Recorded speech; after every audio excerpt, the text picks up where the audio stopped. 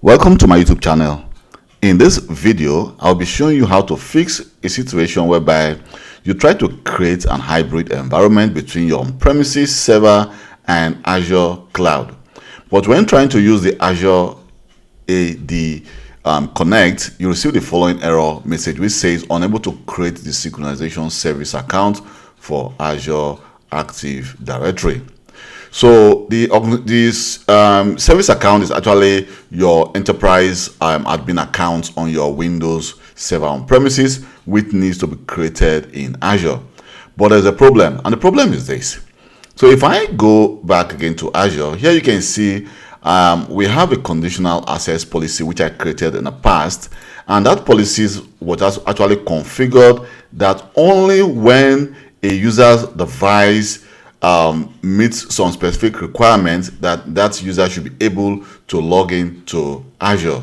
So I created a condition, and also for example, I created a condition which include I think we have locations, we also have client apps. It should be using the same app.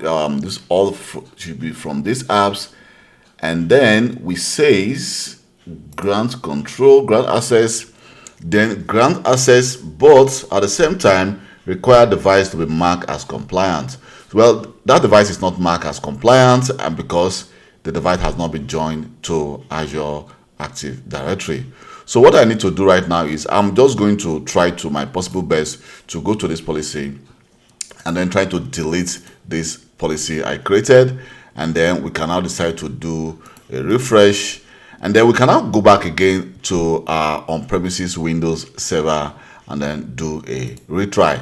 So this may take some time. It will actually try to create the Azure Active Directory synchronization account again, and let's just wait and see if that was successful.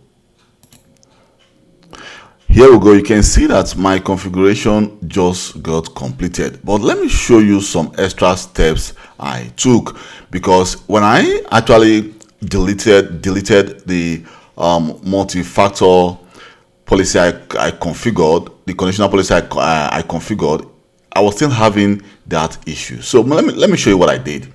So I went to here. You can see we have some conditional access policy which has been pre-configured. All this we actually on. So what I did is I just click.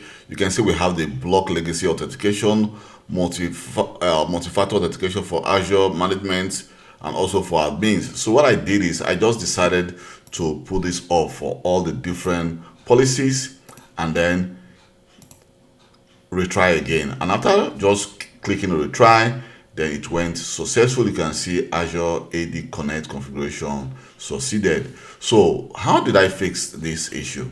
Well, first of all, you need to actually try to see if you have any conditional access policy you configured for multi-factor authentication, and also check the pre-configured multi-factor authentication which has been configured, the conditional access policy from MFA, which is being managed by Microsoft. You can actually put it off, and then you can now see that it is working. So what I'm going to do is I'm going to configure a new MFA for my environment.